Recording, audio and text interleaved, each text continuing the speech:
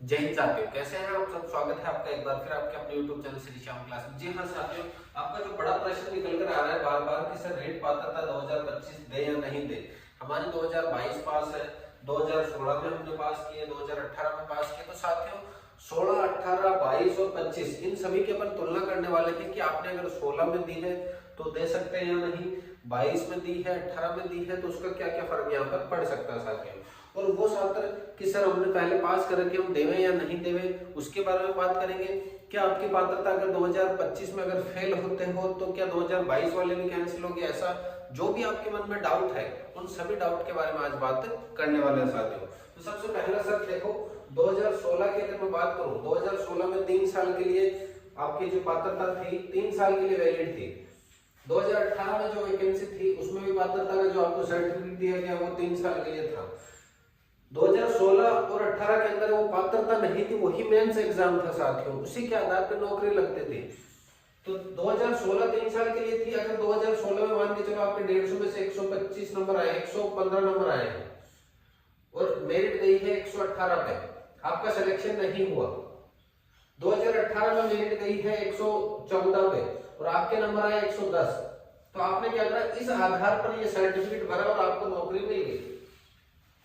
114 पे मेरिट गई है, आपके 110 है, यानी आप 4 पीछे हो। लेकिन आपके 2016 में 115 थी, तो आपने 2016 वाला यहाँ पर काम ले लिया, क्योंकि 16 वाले की वैलिडिटी 19 तक थी, 3 साल थी, 3 साल तक वैलिडिटी थी। तो इसके आधार पर बहुत जनों ने नौकरी ली है, क्योंकि 2018 का पेपर थोड़ा टफ था। 16 की अगर बात करें थोड़ा पेपर के लेवल के हिसाब से, तो 16 वालों ने जाकर के 18 में नौकरी प्राप्त करी थी, क्योंकि वहां पर वो 3 साल के लिए वैलिड था साथियों। फिर 18 से 3 साल के लिए वैलिड था, लेकिन 18 से 21 वाली जो भर्ती थी वो कैंसिल हो गई थी। सेकंड लेवल के लिए, फर्स्ट लेवल के वो वैकेंसी थी, लेकिन वहां पर बात करें 2 एग्जाम होने लग गए, प्री और मेंस 2 एग्जाम होने लग गए थे 2022 में। इसलिए यहां पर बात करें पहली बार आजीवन 2022 वाली जो रेट पात्रता थी वो आजीवन है। उसके अंदर आप देख पा रहे हैं साफ साफ लिखा हुआ है कि ये जो प्रमाण पत्र है वो valid for life time, valid for life time रहेगा ये प्रमाण पत्र। 2025 की अगर मैं बात करूं तो साथियों यहां पर भी अगर आप तो पात्रता दोगे वो भी आजीवन रहने वाली है। लेकिन अगर आप यहां पर पास आउट हो साथियों, ध्यान देना, अगर यहां पर आप पास हो और अगर आप वापस एग्जाम देते हो, एग्जाम 25 वाला देते हो साथियों, तो छात्रों के कमेंट है कि सर क्या हम अगर 22 वाली पात्रता पास है 25 वाले देते हैं तो क्या फेल होंगे। नहीं साथियों, ऐसा कुछ भी नहीं है। 25 वाले अगर आपके नंबर कम भी आते हैं, ज्यादा आते हैं, वो उसका कोई फर्क नहीं पड़ेगा साथियों। आपकी जो 22 वाली पात्रता है वो मान्य ही रहेगी आजीवन। जब 25 का मेंस का भरोगे तो 22 के आधार पे आप फॉर्म भर सकते हो, अगर आप 25 की पात्रता क्लियर नहीं होती है तो भी।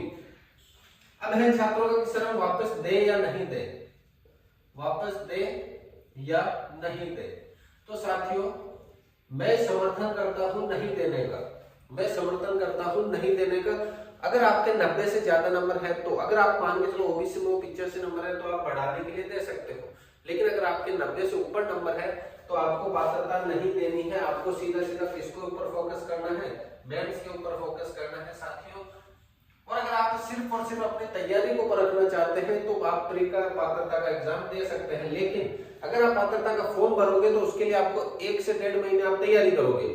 वही तैयारी अगर मेंस के लिए करते हो तो आप 1 सीढ़ी ऊपर चढ़ जाओगे बाकी छात्रों से। तो साथियों मेरा मानना है कि आप मेंस की तैयारी करो। जिन टॉपिकों में, जिन पॉइंटों में, जो सब्जेक्ट में आप पिछली बार गलती करी है, जिसमें सबसे कम नंबर आए हैं पिछली बार, उस सब्जेक्ट को ज्यादा टाइम दो। वो जो 1.5 महीना उस सब्जेक्ट को अगर दोगे तो मेंस भी निकल जाएगा 25 का। तो मेरा सजेशन यही है कि अगर आपके 90 से कम नंबर है, 85 में पात्रता पास हुई है, 82 में पास हुई है, तो वो छात्र एग्जाम दे सकते हैं। लेकिन अगर 90 से ज्यादा नंबर है तो एग्जाम देने की जरूरत नहीं है। आप सीधा सीधा पूरा फोकस किसके ऊपर करो, मेंस के ऊपर फोकस करो साथियों। तो साथियों आपको क्या करना है, अगर आजीवन पास है तो यहाँ वाले नहीं देनी। अगर 16 और 18 में पास है तो आपको देनी पड़ेगी, क्योंकि 16 और 18 वाली क्या थी साथियों, 3-3 साल के लिए ही वैलिड थी और उनकी वैलिडिटी जा चुकी है। लेकिन 22 वाली क्या है, आजीवन है, तो आप आराम से दे सकते हो। 25 में देने की जरूरत नहीं पड़ेगी।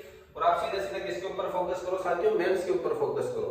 और अगर नंबर कम आते हैं, ज्यादा आते हैं, तो भी एक साइकोलॉजिकल प्रेशर रहेगा कि आपको पिछली बार से ज्यादा नंबर लाना है अगर आप फॉर्म भरते हो तो उसके चक्कर में आप प्री का एग्जाम की तैयारी करोगे उसके एग्जाम की तैयारी करने के चक्कर में साथियों मेंस का टाइम जो है वो कम रहेगा, तो आपको अभी से क्या करना है, मेंस की तैयारी करनी है साथियों। तो ये थी आज की क्लास। अगर क्लास पसंद आई है तो वीडियो को लाइक करें, अपने दोस्तों के साथ शेयर जरूर करें, चैनल को सब्सक्राइब करें बिना मत जाइएगा। साथियों मिलते हैं अगली क्लास में, तब तक के लिए जय हिंद, वंदे मातरम।